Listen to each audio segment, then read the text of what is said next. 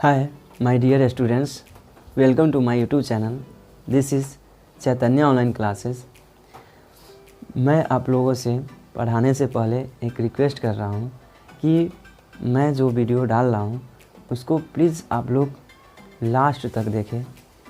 आप लास्ट तक देखोगे तो और लास्ट तक देख करके आप कमेंट करिए और प्लस में आप अपने दोस्तों के साथ शेयर कीजिए, जिससे हमको मोटिवेशन मिलेगा। और मैं चाहूँगा कि मैं वीडियो का क्वालिटी और जो यहाँ पे लिखा हुआ है इसका भी क्वालिटी अच्छा करके दूँ, जिससे हमें मोटिवेट होकर के मैं अच्छा से आप लोगों के सामने आप लोगों को पढ़ाने का सिखाने का प्रयास करूँगा। तो बगैर देर किए हुए मैं आप लोगों को त्रिकोणमिति के आगे के टॉपिक को आगे बढ़ाता हूँ। तो आज का टॉपिक है त्रिकोणमितीय अनुपात। क्या है? त्रिकोणमितीय अनुपात। क्या है? त्रिकोणमितीय अनुपात, जिसको अंग्रेजी में बोलते हैं ट्राइगोनोमेट्रिक रेशियो। जिसको अंग्रेजी में क्या बोलते हैं? Trigonometric ratio. मेरे प्यारे बच्चों, क्या आज पढ़ना है? त्रिकोणमितीय अनुपात, अंग्रेजी में बोलते हैं ट्राइगोनोमेट्रिक रेशियो। क्या होता है तो इस पर चर्चा करते हैं। एक समकोण त्रिभुज की भुजाओं। अब यहाँ पे कुछ सबसे पहले ये पता होना चाहिए कि भाई मेरे समकोण त्रिभुज क्या होता है। तो समकोण त्रिभुज, यहाँ पे आपको ये समकोण त्रिभुज है जिसका एक कोण 90 डिग्री का होता है। इसको मान लेते हैं, इसको मान लेते हैं बी, इसको मान लेते हैं सी। समकोण त्रिभुज में एक कोण 90 डिग्री का होता है। उसके बाद समकोण त्रिभुज की भुजाओं, और समकोण त्रिभुज में 3 भुजाएं होती हैं। फर्स्ट कर्ण, सेकेंड लंब, थर्ड आधार। थर्ड क्या होता है? आधार। आप जैसे मान लो, फर्स्ट सेकेंड थर्ड का कोई यहाँ पे लोचा नहीं है, आपको जैसे मानने का मन हो वैसे मान लीजिए। तो समकोण त्रिभुज की भुजाओं के कुछ अनुपातों। अब सबसे पहले चलते हैं अनुपात। अनुपात, अनुपात का अंग्रेजी होता है रेशियो, RATIO, रेशियो। और अनुपात का मतलब होता है बट्टा। क्या होता है? बट्टा। और जब भी अनुपात आए तो आपके माइंड में चलना चाहिए कि अनुपात का मतलब बट्टा, अनुपात का मतलब बट्टा। तो चलते हैं। एक समकोण त्रिभुज की भुजाओं के कुछ अनुपातों का उसके न्यून कोण के सापेक्ष। न्यून कोण, समकोण त्रिभुज में 2 न्यून कोण होती है, तो न्यून कोण के सापेक्ष। सापेक्ष का मतलब इसके सापेक्ष और एक बार में इसके सापेक्ष। सापेक्ष अध्ययन किया जाता है तो इस अनुपातों को, तो इन अनुपातों को कोणों का त्रिकोणमितीय अनुपात कहा जाता है। तो इस अनुपातों को कोणों का त्रिकोणमितीय अनुपात कहा जाता है। त्रिकोणमितीय अनुपात आपको बेसिकली 6 होती है, जिसको आगे हम चर्चा करेंगे। Sine, cos, tan, cot, cos, sec, cosec, ये 6 होती है। कौन कौन होता है? Sign, cos, tan. साइन का उल्टा कॉसेक, कॉस का उल्टा सेक और टैन का उल्टा कॉट। ये आपको 6 मेनली रूप से आपको पढ़ना है त्रिकोणमितीय अनुपात। या नहीं तो आप यहाँ पे और करके एक और परिभाषा बोल सकते हो। एक समकोण त्रिभुज, समकोण त्रिभुज आपको नीचे बनाया गया है।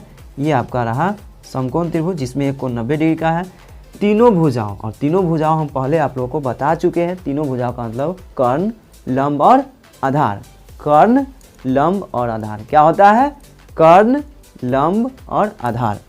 कर्ण को H से, लंब को P से और आधार को B से सूचित करते हैं। तो लंब, आधार तथा कर्ण की लंबाई के आपस में अनुपातों, और अभी हम आप लोगों को बताए हैं कर्ण को H से, लंब को P से और आधार को B से सूचित करते हैं। क्या क्या चीज़ से सूचित करते हैं? कर्ण को H से, लंब को P से और आधार को B से सूचित करते हैं। आपस में अनुपातों को त्रिकोणमितीय अनुपात कहा जाता है। आपस में क्या बोलते हैं? आपस में अनुपातों को त्रिकोणमितीय अनुपात कहते हैं। तो आप लोगों को हम अभी बताए हैं त्रिकोणमितीय अनुपात किसे कहते हैं, इसमें क्या क्या चीज़ का हमको यूज़ होता है। तो सबसे पहले आपको हम पहले ही क्लास में बता चुके हैं ट्राइगोनोमेट्री स्टार्ट करने से पहले ही, कि इसमें जब भी पढ़ना हो तो एक त्रिभुज आता है, उस त्रिभुज का नाम है समकोण त्रिभुज। कौन सा त्रिभुज? समकोण त्रिभुज। तो इसमें हम त्रिकोणमितीय अनुपात लंब, आधार और कर्ण के जो अनुपात होता है उसी के बारे में हम लोग चर्चा करेंगे। तो उसी को हम पढ़ेंगे तो उसको हम क्या बोलते हैं? त्रिकोणमितीय अनुपात। आगे है त्रिकोणमितीय सर्वसमीकाएं। क्या है? त्रिकोणमितीय सर्वसमीकाएं। अंग्रेजी में बोले तो ट्राइगोनोमेट्रिक आइडेंटिटीज। Trigonometric identities. मेरे प्यारे बच्चों, यहाँ पे त्रिकोणमितीय सर्वसमीकाएं का मतलब होता है अंग्रेजी में ट्राइगोनोमेट्रिक आइडेंटिटीज। ओके, तो देखते हैं इसमें क्या कहता है। इसमें कहता है कि कुछ विशिष्ट कोणों जैसे, और जैसे क्या, 0 degree, 30 degree, 45 degree, 60 degree, 90 degree. विशेष कोण का मतलब ये कुछ स्पेशल कोण है जिसको हमको 10th क्लास में हमको इसी एंगल के बारे में पढ़ना है त्रिकोणमितीय सर्वसमीकाएं में। 0 degree, 30 degree, 45 degree, 60 degree, 90 degree आदि के त्रिकोणमितीय अनुपात, यानी आपको जितना एंगल यहाँ पे दिया हुआ है 1, 2, 3, 4, 5, तो इस पांचों का त्रिकोणमितीय अनुपात निकालते हैं और इन अनुपातों से संबंधित कुछ सर्वसमीकाएं साबित करते हैं। सर्वसमीकाओं को साबित करते हैं, तो इन सर्वसमीकाएं को त्रिकोणमितीय सर्वसमीकाएं कहते हैं। अब सर्वसमीकाएं क्या होती है, कैसे हम लोग साबित करते हैं, तो आप लोग को थोड़ा आगे पढ़ना है, लेकिन हम अभी थोड़ा बता देते हैं ताकि आप लोगों के माइंड में रहे। साइन थीटा बराबर p/s, तो ये कैसे आया, इसको साबित करेंगे। उसके बाद कॉस थीटा बराबर होता है v/h, इसको आगे हम दिखाएंगे साबित करके। उसके बाद है टैन थीटा, तो टैन थीटा होता है p/b, और इसका जस्ट रिवर्स होता है जिसको हम आगे चर्चा करेंगे। साइन का उल्टा होता है कॉसेक। क्या होता है मेरे प्यारे छात्रों?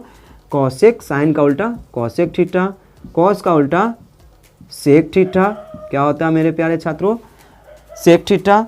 और टैन का उल्टा होता है कॉट थीटा। क्या होता है टैन का उल्टा? Cot theta. तो इस सब को हम आगे साबित करेंगे और यही आप लोगों का कहलाता है त्रिकोणमितीय सर्वसमीकाएं, ट्राइगोनोमेट्रिक आइडेंटिटीज। क्या कहलाता है मेरे प्यारे छात्रों? Trigonometric identities. ओके, तो आगे हम जैसे में पिछले पार्ट में हमने चर्चा किया था कि किस एंगल के लिए कौन लंब और कौन सा भुजा आधार होती है, उसके बारे में जिक्र करने के बताए हुए थे कि अगले क्लास में करेंगे। तो आज फुल्ली मैं समकोण त्रिभुज में किस एंगल के लिए कौन सा लंब और किस एंगल के लिए कौन सा कर्ण होगा, तो उस पर हम फुल्ली चर्चा करेंगे।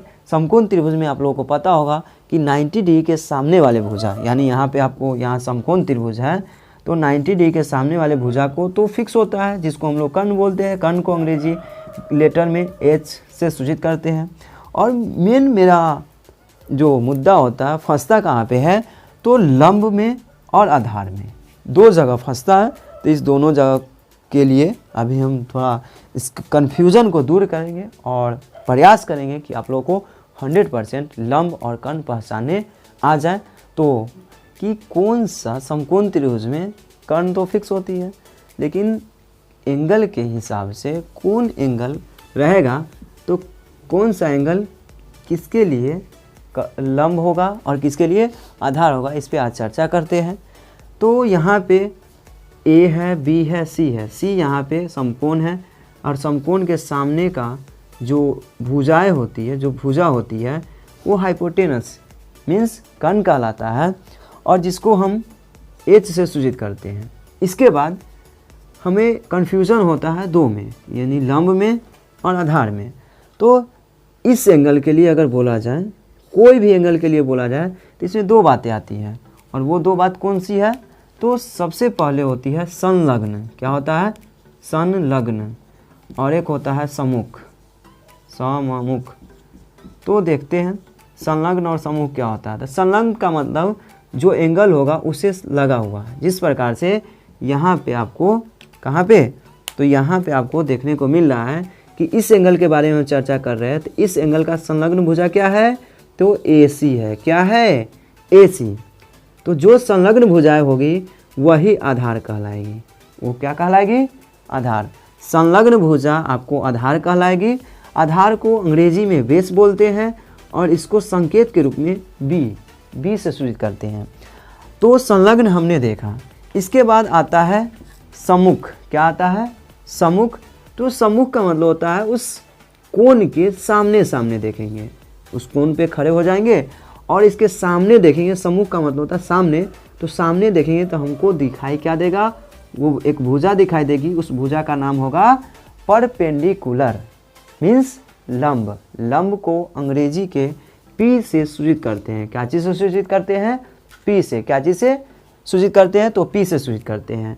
मीन्स यहाँ पे हमने सीखा कि कोई भी एंगल के लिए आधार और लंब कैसे हम लोग पहचानते हैं। तो आधार पहचानते हैं उस एंगल से संलग्न, क्या होगा? संलग्न, मतलब उस एंगल पे सटा हुआ होगा तो उसको बोलेंगे संलग्न भुजाएं को आधार।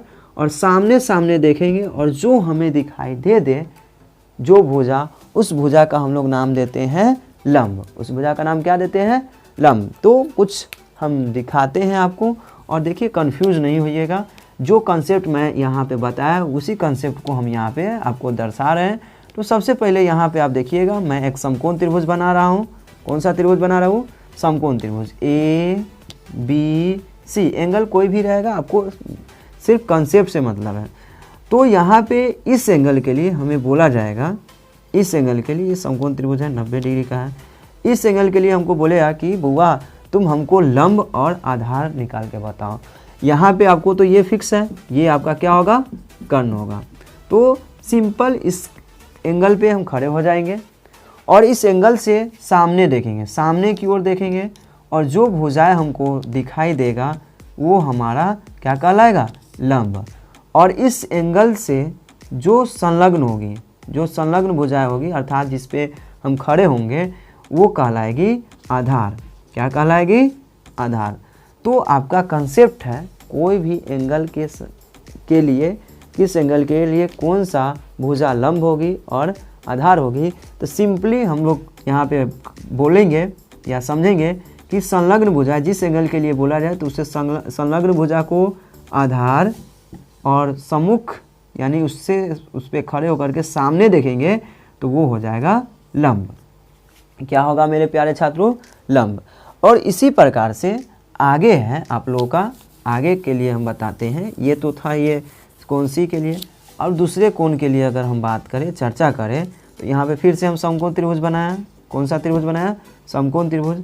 अब इस एंगल को ना लेकर के ये B हो गया और C हो गया। अगर इस एंगल के लिए बोल रहा है हमको, इस एंगल के लिए, तो क्या वही कंसेप्ट, सिंपल सम्मुख देखेंगे यानी सामने देखेंगे, इस एंगल पे खड़े हो जाएंगे और सामने देखेंगे तो हमको दिखाई जो भुजा देगा वो हमारा हो जाएगा लंब, और जिस पे संलग्न होंगे मतलब जिस पे खड़ा होंगे वो हमारा हो जाएगा आधार। क्या होगा? आधार। कौन सा भुजा कहलाएगा? तो आधार हो जाएगा। यानी सिंपल वही कंसेप्ट है जो मैंने यहाँ पे बताया है, वही कंसेप्ट यहाँ पे भी लागू हो रहा है। सम्मुख होगा तो लंब होगा, और संलग्न होगा तो आधार होगा, सिंपली। तो यहाँ पे हम लोगों ने देखा कि किस एंगल के लिए कौन सा भुजा लंब और कौन सा भुजा आधार होती है। अगर आप लोगों को कोई भी कैसा भी फिगर दे दे और आपसे पूछे कि भाई मेरे बताओ कि इसमें कौन अगर एंगल बता दे, मान लीजिए सपोज डैट कि हमको ना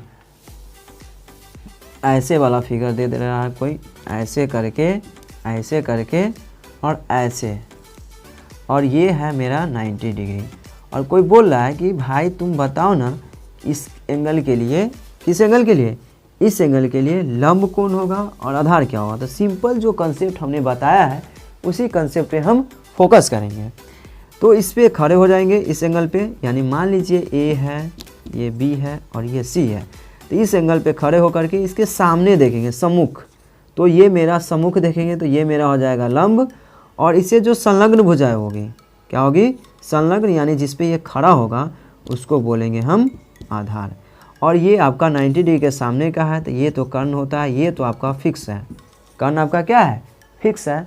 तो इस प्रकार से आपको कोई भी फिगर देगा और आपसे पूछेगा कि इस एंगल के लिए बताइए, यानी जो भी एंगल के लिए आपसे पूछा जाएगा, तो उम्मीद करते हैं कि आप लोग अब बता दीजिएगा, और उम्मीद करते हैं कि आप 100% इस कंसेप्ट को समझ गए होइएगा। और इसका यूज़ हमें ट्रिगो में बहुत ही ज़्यादा होती है, इसलिए हमने आज आप लोगों की जो कन्फ्यूज़न था उसको हमने दूर किया है, ताकि आप लोग ट्रिगो में अच्छे से बना सकें। और उम्मीद करते हैं कि आप लोग इस कंसेप्ट को अच्छे तरह से समझे होइएगा। और अगर वीडियो अच्छा लगा हो तो हमारे इस वीडियो को अपने दोस्तों के साथ शेयर करें, ताकि ये वीडियो दोस्तों के पास पहुंचेगा तो उसे आपके दोस्त देख करके कुछ जो उसका प्रॉब्लम हो वो प्रॉब्लम सॉल्यूशन हो सके।